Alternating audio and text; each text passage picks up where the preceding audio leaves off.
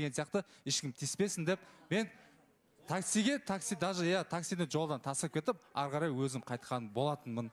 Ал жаңағыдай айтып отыр ғой, подругалары сұратты бүйтті деген, ол нәрсені аяу білмейді. Ол олардың подругасы менен сұрап отыр. Сенің ойың аяуда емес па деп. Вот мен сол кезде айттым, жоқ, аяулымен ондай неміз жоқ. Мен чисто перизат үшін келгенім бар дедім.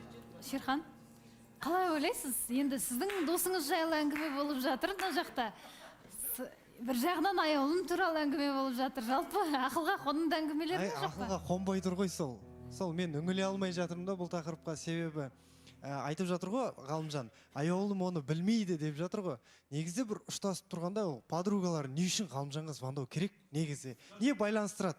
Оны аяулым айтқызып тұр деп ойлаймын енді. Жоқ, Шерхан қараш, звондаған жоқ маған ешкім. Просто біз бірінші рет жолықтық қой подругалармен. Олар подругасы мен ғана танып тұр ғой, дұрыс па? Сөздерін қатысушы ретінде. Олар ойлап қалды, аяулығыма келді ма деп. Аяулым бұл жерде сұрақ қойыншы, не үшін олар ойлап қалады? Енді аяулым не үшін олар Диасты ойлап қалмайды? Өткен Диас барған жоқ қой жерге. Жоқ, жалпы не үшін сен туралы? Жоқ, олардың ойында болады ғой, мысалы сен қараш, былай айтайын, ситуацияда бұл жерде бір қыз бірге тұратын болса, сен хабарластың да, и сояққа бардың. Конечно, ол қыздар ойлайды, мына екеуі сөйлесіп жүрген шығар, может, ол қызды ұнататын шығар. Любой адам солай ойлайды. Ол қыздардың менен сұрап алған себебі сол. Саған бір сұрақ қойыншы, не үшін аяулым сонша қорғап отырсың?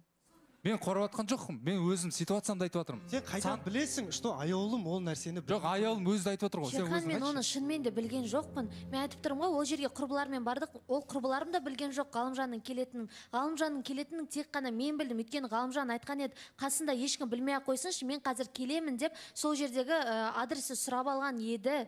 Сондықтан да қазір ол мені қорғаштап отыр. Сіздер просто дұрыс түсінбей жатсыздар. Жақсы. Аяқтадыңыз ба, Шерхан? Айтасыз ба? Мен негізі жаңағы бір аяулым ортаға шыққалы енді біраз адамдар айтып жатыр ғой. Бір жағынан бүйтіп қорғайда кетейінші бұл қызды ше. Что былай айтып жатыр ғой қатысушылардың барлығы, сенің сезімің жоқ, сенің көңілің жоқ, оған көңіл бөлмейсің деген сияқты. Негізі қарап тұрсың, бұлар жай ғана таныстықтағы адамдар ғой. Негізі былай алып қарайтын болсақ, және де қыздың жігітке тез бүйтіп мойнына асылып кетуі ол орынды емес деп ойлаймын. Негізі қыз баласына. Себебі ертеңгі күні солай құшақтасты, вниманиесін берді, екеуі қол ұстасып жүрді да, еш нәрсе болмай қалса кім жаман болады? Аяулым жаман болады деген сияқты. Просто қыз баласы болашақта да ойлап қою керек деп ойлаймын болды. Ернар, сосын Айжан. Жоқ, енді жаңа пікірлерде қалып қойдым да, мен просто қазақ қызы деген сияқты уайымдадым деген сияқты. Ол клубпен қаншалықты ұштасқан жөн деп ойлаймын да негізі.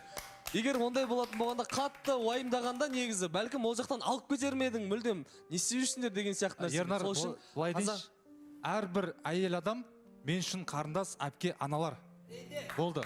Мен уайымдадым, өткені мен танитын кісілер, танитын болғаннан кейін мен уайымдадым. Біздің күніге бірге жүрген адамымыз ғой деген соң мен уайымдағаннан кейін бір шығарып салған түрім одан артық. Енді адамның арам ойы өздеріне байланысты ғой. Мен ондай арам ойда жоқ екенмін балауса ханым.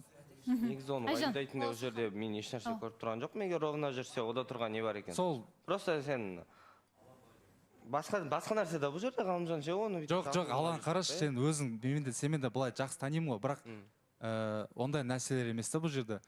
Уже таң атты, 4 болды, аяулым өздері қайтты, мен шығарып салған жоқпын. Өздері қазір біз қайтамыз деді, машина келіп тұр деді. Сөйтіп Сандуғаш кішкене мен жақпен қайтатын білем, алдында біз бәріміз киноға барған кезде бір көшеден өтетіміз сол кезде Сандуғашты шығарып салдым. Мен любой қыз болса, мен танитын болса, мен шығарып саламын. Өткені мен танитын адам уайымдаймын да.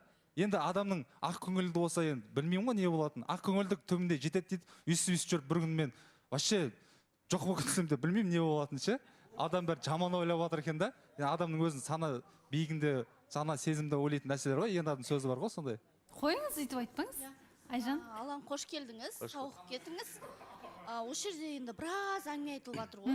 Қатысушылар түсінбеймін дейді. Аяулым, енді біз де сені түсінбей жатырық, дәл солай бар ғой. Енді Аланға не обязательно жаңа тамақ пісіріп апару бар ғой. Просто сатып алсаң да бір супты ештеңе қылмайды деп ойлаймын. Мен сатып алуға сенің нең жетеді ғой. Осы жерде енді Сандуғашпен ешкім араласпайды дейді да, осы жерде. Сандуғашпен дәл осы жерде парочка болып киноға барғаныңыз есіңізде ма? Аяулым, өзі екеуі құрбы болып, неменеге енді Сандуғашпен ешкім араласпайды деп отыр, екеуің бардыңдар ғой сол жерде. Айжан, ол 2-3 ай бұрынғы әңгіме ғой. 2-3 ай емес, ол қыркүйек кезіндегі әңгіме.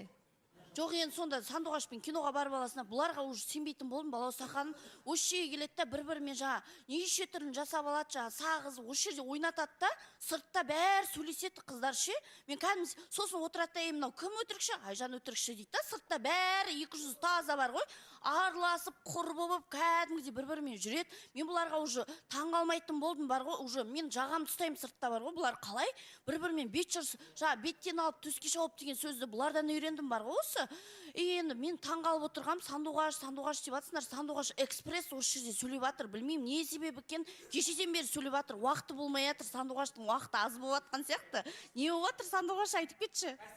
Мен ойлаймын, неге өйтіп шыр-пыр болып жатыр деймін, бірақ 200-ді деп алып, кішкене сол сөзді айтатындай бір сізде қасиет болу керек сияқты. Шолпанмен дос болып, Шолпанның үйіне барып шашын боятып жүрген кім? Айжан бұл жерде сыртта бәрің дос болып деп өтірік айтпай ақ қойыңызшы. Мына жерде барлығына өзінің мұқтаждығын көрсетеді екен да, барып, мынандай боянғыш бере тұршы, мынаны бүйте тұршы, келіп алып қасымызға жылы сөйлейді екен да, эфирге келіп нағыз 200-ді киіп отырған мына сіз Айжан.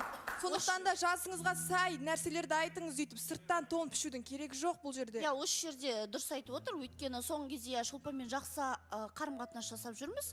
Неге десеңіз, енді негативті екеуміз айтамыз ғой, енді негативтар дос болады деген ойдан. И сосын жаңағыдай неге олай қарым-қатынас, неге бұл жерде көрсетпейміз қатысушылардың арасында қарым-қатынасымыз, өйткені арамызға от салатын адамдар пайда болады. И сосын сол үшін біз жасырынды түрде осындай дос болып жүргеніміз бар. Мәжбүрміз дейсіз.